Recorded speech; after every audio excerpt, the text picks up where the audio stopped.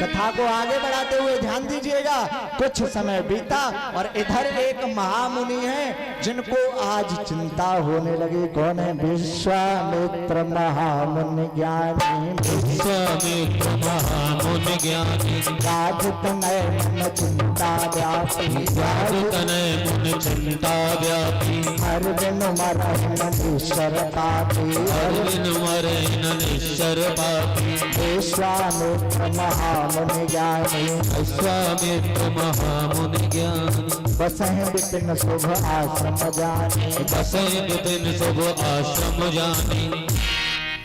एक महामुनि है जिनका नाम है विश्वामित्र।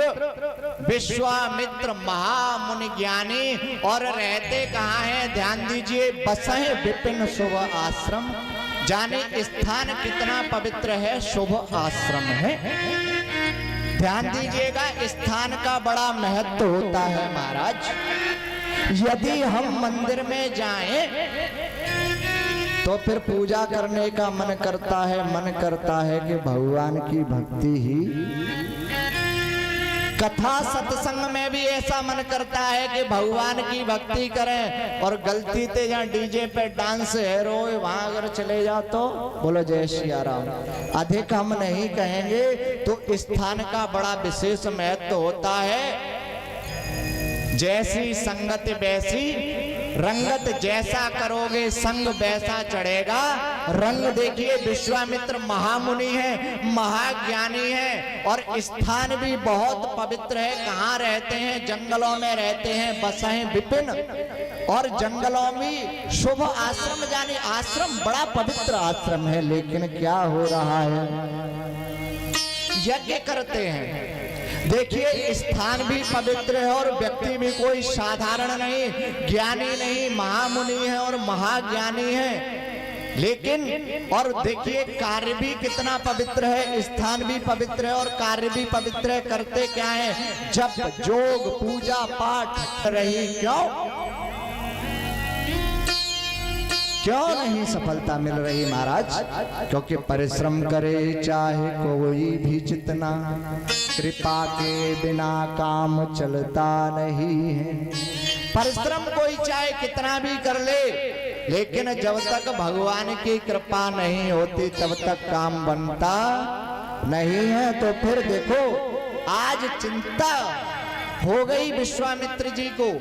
अरे हम यज्ञ करते हैं लेकिन हमारा यज्ञ सफल नहीं हो रहा। उसी समय याद आ गया, अरे हम तो भगवान को जंगल में ढूंढ रहे हैं और भगवान कहाँ पहुंच गए हैं? राजमहल में दशरथ जी के यहाँ पुत्र बन करके आए हैं। जैसे ही इतना पता लगा तो सोचने लगे विश्वामित्र जी, अरे लोग घर छोड़ करके जंगल में जाते हैं भगवान को प्राप्त करने के लिए, और मुझे जंगल छोड़ करके राजमहल में जाना पड़ेगा भगवान को प्राप्त करने के लिए। कोई बात नहीं, लेकिन विश्वामित्र जी बोले प्रभु एक बात याद रखना, अगर मैं तुम्हारे लिए जंगल छोड़ करके महल आऊंगा तो मैं भी तुम्हारा महल छुड़ा के जंगल में पहुंचा दूंगा। बोले राजा रामचंद्र भगवान की जब विश्वामित्र जी सीधे अयोध्या धाम पहुंच गए। राजा दशरथ के पास पहुंचे।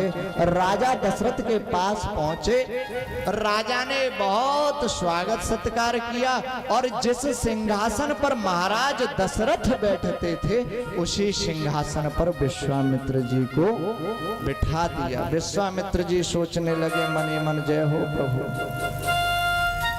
अरे लोग राजपाट छोड़ करके, महल छोड़ करके, घर छोड़ करके जंगल वन में तपस्या करने जाते हैं। आज हम महल में आ गए और राज गद्दी पर राजा ने बिठा दिया।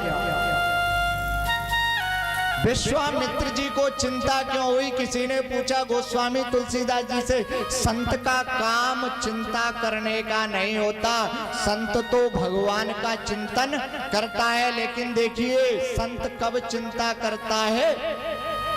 संत का काम है भगवान का चिंतन करना, लेकिन परोपकार के लिए संत भी चिंता करने लगते हैं। आज इसलिए विश्वामित्र जी चिंता कर रहे हैं, यज्ञ सफल नहीं हो रहा, राक्षसों का आतंक फैला हुआ है। और देखिए कहा राजा दशरथ से, महाराज आज हम आपसे कुछ मांगने के लिए आए हैं। राजा दशरथ बोले आज्ञा कीजिएगा, क्या मांगना है। इधर गुरुदेव वशिष्ठ भी बैठे हुए हैं। राजा दशरथ को एक बात याद आ गई। राजा दशरथ मन ही मन सोचने लगे कि हमारे यहाँ ये जो चंद्र शब्द है ये हमारे लिए अच्छा नहीं है। क्यों? क्योंकि हमारे वंश में एक बार पहले भी हुए थे महाराज हरिश्चंद्र, और जब हरिश्चंद्र हुए थे तब भी विश्वामित्र जी आए थे, और आज जब रामचंद्र आए हैं तो फिर विश्वामित्र जी आगे। तो क्या मांगा? कहा कि आप अपने 2 पुत्र हमारे साथ भेज दो।